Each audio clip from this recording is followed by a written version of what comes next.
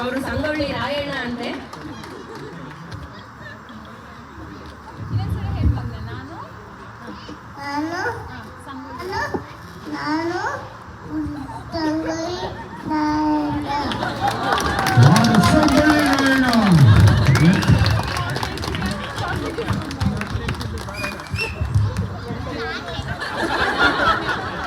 ಅವ್ರಿಗೆ ಈಗ 2 ಕೈಗಳು ಬೇಕಾಗಿದೆ. 2 ಚಾಕ್ಲೇಟ್ ಸಿಕ್ಕಿದೆ. ಚಾಕ್ಲೇಟ್ ಸಿಕ್ಕಿದ್ರೆ ಕತ್ತಿನೂ ಬೇಡ, ವರ್ಷನೂ ಬೇಡ. ನಮ್ಮ ತೊದಲು ನುಡಿಗಳಲ್ಲಿ ನಮ್ಮನ್ನು ಆನಂದಿಸಿದಂತಹ ಸಂಗೊಳ್ಳಿ ರಾಯಣ್ಣ ಧನ್ವೀರ್ಗೆ ಧನ್ಯವಾದಗಳು. ಈಗ